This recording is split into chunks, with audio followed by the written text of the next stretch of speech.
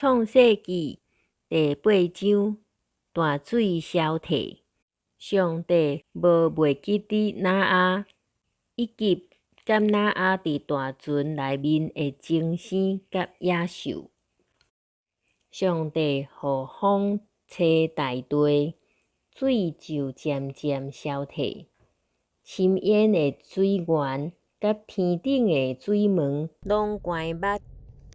天无搁落雨，水对地上渐渐退去。150日后，水直直消退。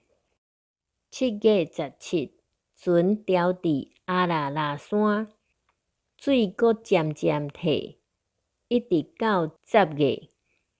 10月初1，山头才出现。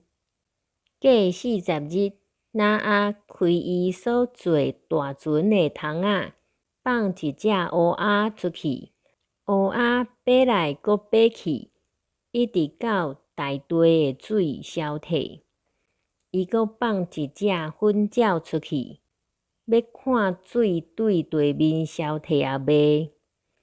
毋过粉鸟找无休困的所在，就爬转来大船挪亚遐，因为全地也有水。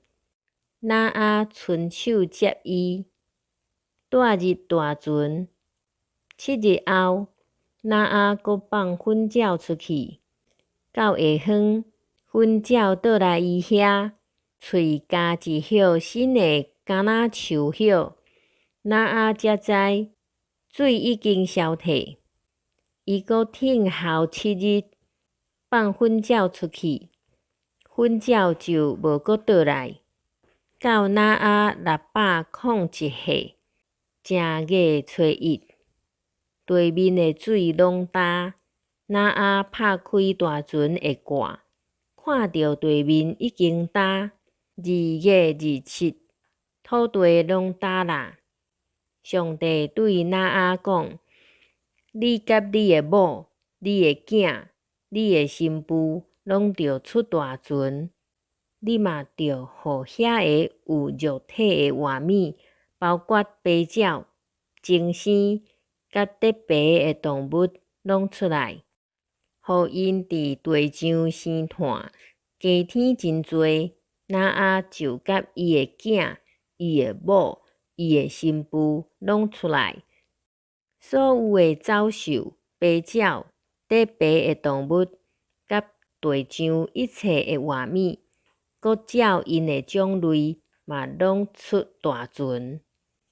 挪亚的献祭。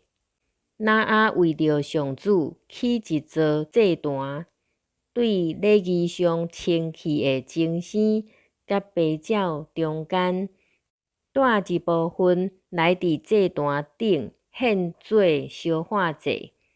上主闻着祭物的香味，心内就讲：我无要搁因为人的缘故咒诅土地。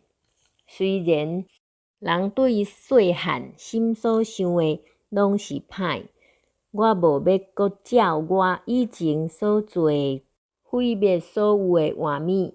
大地若还存在，灾症收成，寒热、冬天、夏天、日式、暝式，拢会继续。